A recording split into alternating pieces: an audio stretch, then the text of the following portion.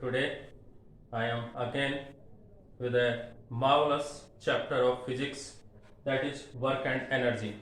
आज हम एक बहुत अच्छे टॉपिक पर बात करेंगे जिसमें हम वर्क और एनर्जी का कंसेप्ट समझेंगे। फिजिक्स का एक चैप्टर बच्चों के लिए हमेशा से थोड़ा मुश्किल रहा है, लेकिन आज हम पूरी कोशिश करेंगे कि आपको ये बहुत आसान शब्दों में इसकी मैकेनिज्म, इसका कंसेप्ट, इसके इफेक्ट्स, इसके फॉर्मूले एंड न्यूमेरिकल्स पर हम बात करेंगे। तो first we talk about concept of work. काम, कार्य किसे कहते हैं?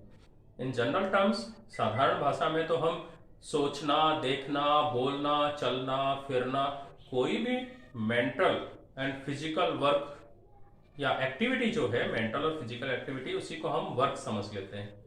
पर फिजिक्स में वर्क ऐसा नहीं है। हम दो चार एग्जांपल्स पे बात करते हैं।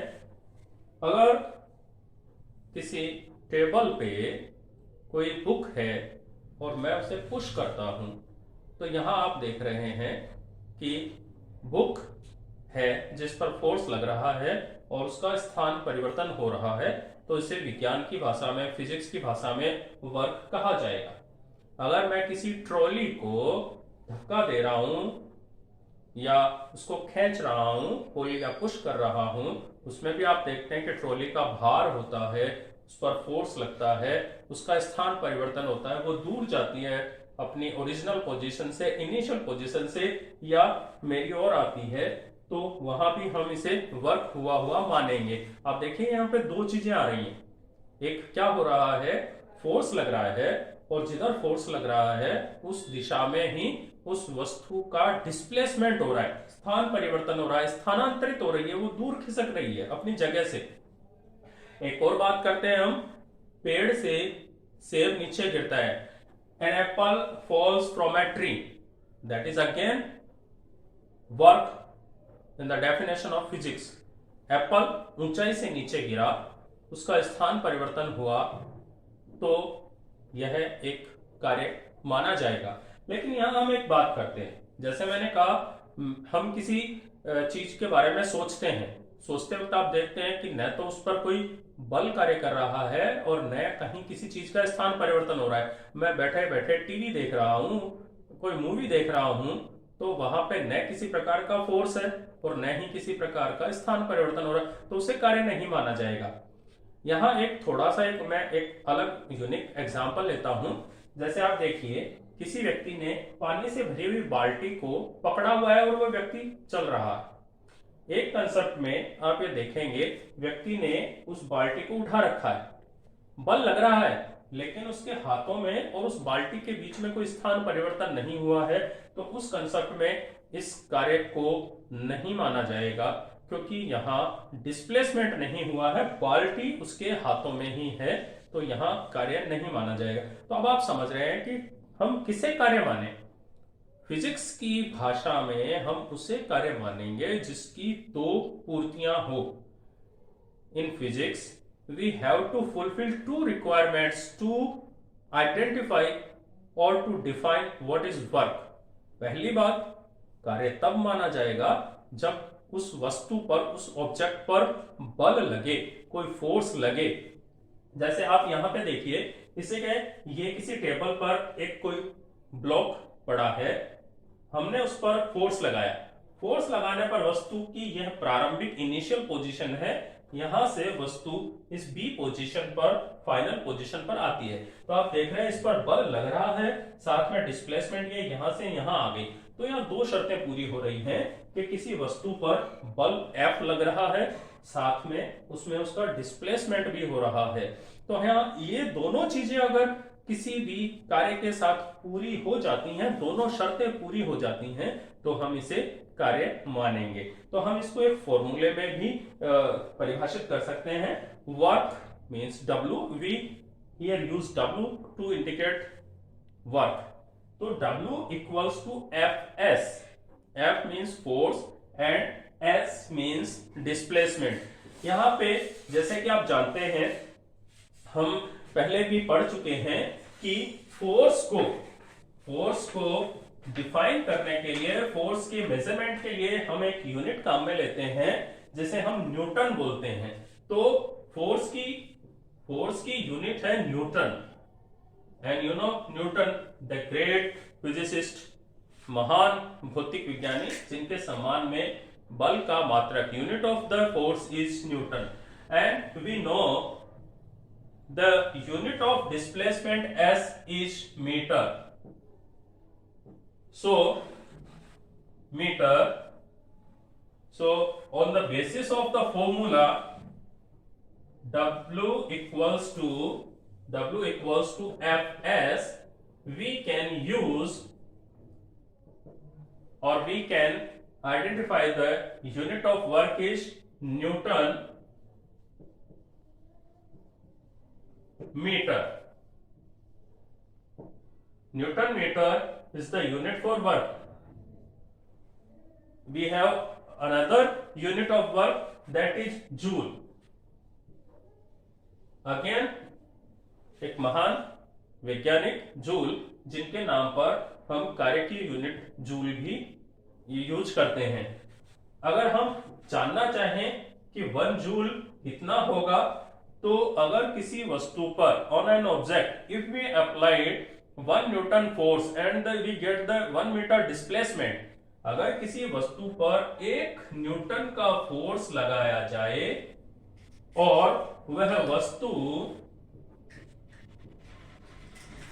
1 मीटर डिस्प्लेस हो, तो हम बात कर रहे थे यूनिट के बारे में कि 1 जूल कितना होगा। तो 1 जूल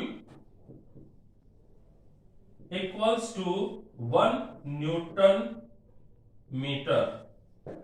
तो अगर हम किसी चीज पर, किसी वस्तु पर 1 न्यूटन बल लगाएं और वह वस्तु 1 मीटर डिस्प्लेस्ड हो, विस्थापित हो, तो किया हुआ कार्य जूल 1 जूल के समान माना जाएगा।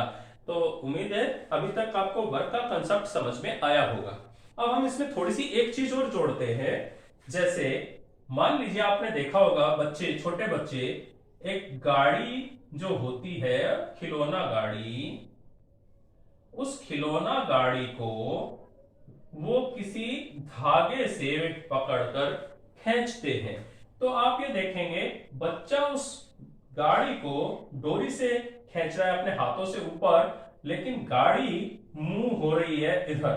तो यहां आप क्या देख रहे हैं, फोर्स इधर लग रहा है, डिस्प्लेसमेंट इधर हो रहा है।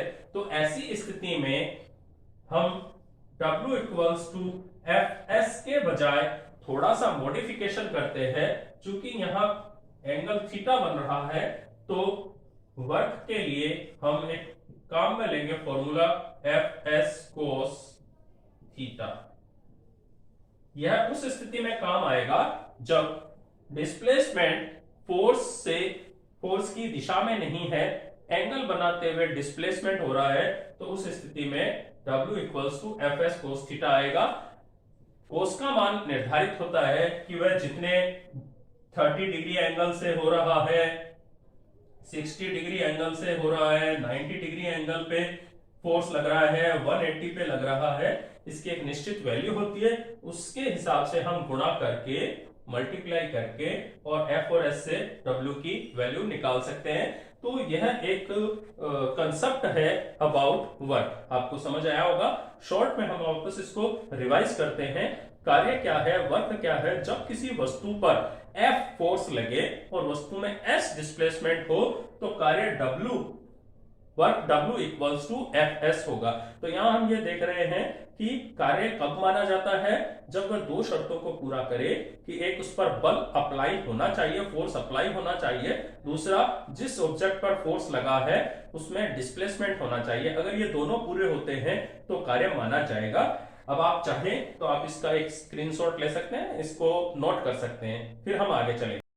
तो बच्चों, अब हम वर्क का एक कंसेप्ट दोबारा थोड़ा सा समझते हैं कि वर्क क्या पॉजिटिव हो सकता है, क्या वर्क नेगेटिव हो सकता है, क्या वर्क 0 हो सकता है। तो तीनों चीजें हम यहां देखते हैं। देखिए, वर्क पॉजिटिव कब होता है, जब हमने, सपोज कीजिए कोई ऑब्जेक्ट है, हमने इधर फोर्स F लगाया और इसमें डिस्प्लेसमेंट इधर ही हो रहा है, तो हम ये कहेंगे कि वर्क पॉजिटिव है।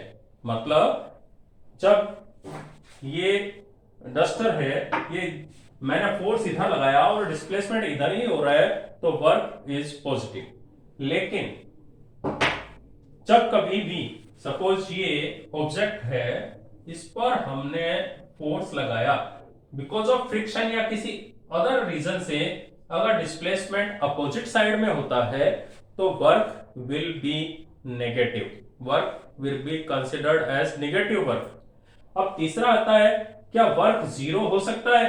यस, वर्क जीरो हो सकता है। कब होगा? जब हम फोर्स अप्लाई करें और डिस्प्लेसमेंट जीरो हो।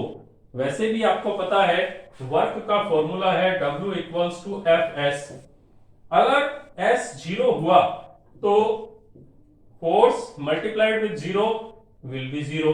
इट मींस अगर फोर्स लगाए और डिस्प्लेसमेंट नहीं हो तो किया गया कार्य शून्य होगा, जीरो होगा।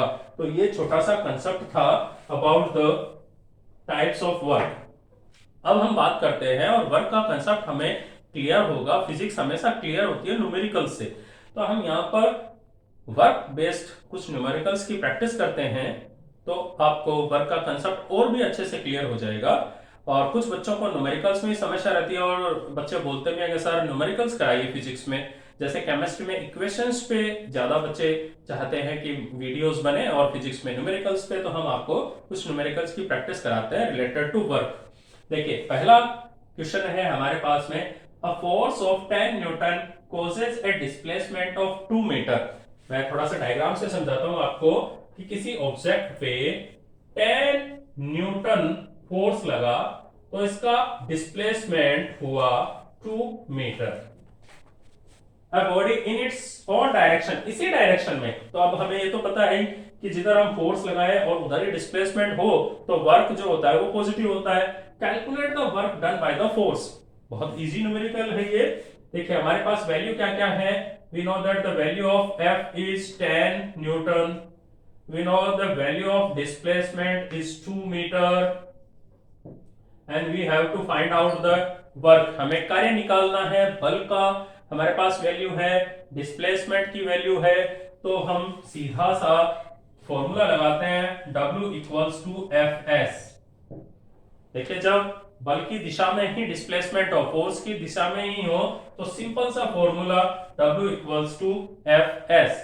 ठीक है, तो आप देखिए कि वैल्यू रखते हैं F10 डिस्प्लेसमेंट 2 मल्टीप्लाइड एंड 20, और we know that the unit of work is joule. तो हम ये कहेंगे कितना काम हुआ है, 20 जूल काम हुआ है। बहुत आसान सवाल था। अब हम दूसरे पे चलते हैं। A block is pushed by a force of 10 Newton. हम फिर इसको थोड़ा डायग्रामेटिक रिप्रेजेंटेशन से समझते हैं। इसी ऑब्जेक्ट पर हमने ये फोर्स लगाया और फोर्स कितना है, 10 न्यूटन फोर्स है।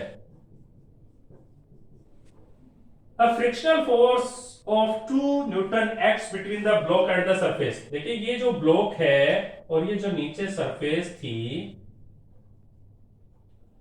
अब ये सरफेस अपोजिट फ्रिक्शनल फोर्स लगा रही है। आप जानते हैं, फ्रिक्शन समझते हैं कि जब एक सरफेस पे दूसरी सरफेस जाती है तो नीचे वाली सरफेस या एक सरफेस दूसरी पे क्या करती है, उसको रोकने की कोशिश करती है।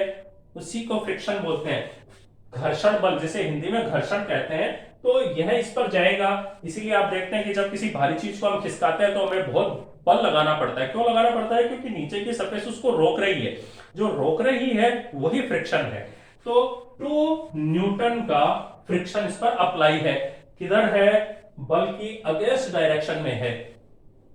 Between the block and the surface, find the work done by the friction when the block move 10 metre. अब ये जो ब्लॉक है इसका डिस्प्लेसमेंट यहां से यहां 10 मीटर होता है।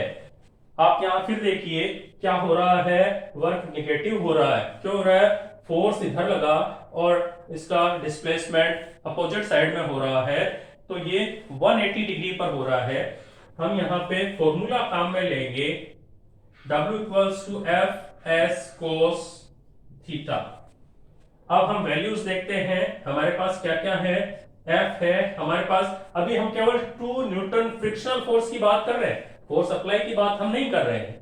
हमें सिर्फ इसके द्वारा जो 2 न्यूटन फ्रिक्शनल फोर्स लगाया उसने कितना काम किया वो हमें निकालना है। तो 2 न्यूटन है, इससे डिस्प्लेसमेंट कितना हुआ है 10 मीटर। अब हम बात करते हैं कोस थीटा की। देखिए यहां कोस थीटा कितना हुआ, फोर्स इधर डिस्प्लेसमेंट उधर 180 डिग्री, और 180 डिग्री की वैल्यू हम मानते हैं -1। तो अब हम करते हैं F की वैल्यू रखते हैं 2, S की वैल्यू हो गई 10 और cos थीटा 180 डिग्री की हो गई -1। तो क्या होगा 10 multiplied to 20 and with -1 it means -20 W equals to -20 joule. तो यहां आप देखिए ये चीज हमारी यहाँ क्लियर हो गई कि यहाँ पे वर्क जो है नेगेटिव हुआ है और उसकी वैल्यू कितनी है -20 जूल है। तो यहाँ पॉजिटिव वर्क हुआ, यहाँ नेगेटिव वर्क हुआ। अब हम एक और कॉन्सेप्ट को समझते हैं एक तीसरे एग्जांपल से, तीसरे न्यूमेरिकल से। अब कोई lift a box of 15 kg, यहाँ हम साथ में वैल्यू रखते हैं m 15 kg from the ground to a height of 2 metre. यहां h जो है या डिस्प्लेसमेंट भी हम इसको कह सकते हैं, उसने जैसे ये 15 किलो का 15 केजी का भार है, पुली ने इसको ऐसे ऊपर उठाया 2 मीटर, तो ये क्या हो गया डिस्प्लेसमेंट हो गया। 2 metre is displacement. Calculate the work done by the pulley on the box. अब हमें क्या करना है, W निकालना है। यहां आप एक चीज सोच रहे होंगे F तो है ही नहीं, फोर्स तो दिया हुआ ही नहीं है, लेकिन आप रिकॉल करिए पिछले चैप्टर से जब हमने मोशन वाला चैप्टर पढ़ा था, उसमें जब नीचे से कोई चीज, धरती से कोई चीज उठाते हैं अगेंस्ट ग्रेविटेशन, तो जो फोर्स होता है F इक्वल टू mg होता है। तो यहां हम W के लिए वही काम में लेंगे, F S होता है, F S था, तो यहां F की वैल्यू हो गई कितनी mg, m कितना है हमारे पास 15, और g की वैल्यू कॉमनली हम एक्चुअल में 9.8 मीटर पर सेकंड स्क्वायर होती है, हम कैलकुलेशन में इजी होने के लिए अप्रोक्स 10 मान लेते हैं। लेकिन आप ये ध्यान रखिएगा कि आपको न्यूमेरिकल में क्या दिया हुआ है, अगर 9.8 दिया हुआ है तो आप उसी को यूज करेंगे, और अगर 10 मीटर पर सेकंड स्क्वायर दिया हुआ है तो आप उसको यूज करेंगे। तो यहां हम 10 लेते हैं, तो ये हो गया F का mg, S कितना था 2 था हमारे पास में। तो अब हम तीनों की मल्टीप्लाई करते हैं, तो ये मल्टीप्लिकेशन से हमारे पास वैल्यू आती है 300, और ये वर्क कितना होगा जूल हो जाएगा। तो ये आपको कॉन्सेप्ट समझ में आ गया होगा, ये 3 न्यूमेरिकल आपने देखे हैं। ऐसे ही हम हमारी बुक में, अदर किसी रेफरेंस बुक में, जहां से भी आपको मिले, आप वर्क के इन न्यूमेरिकल्स पे और प्रैक्टिस कीजिए, तो वर्क का कंसेप्ट बहुत अच्छे से आपको क्लियर हो जाएगा।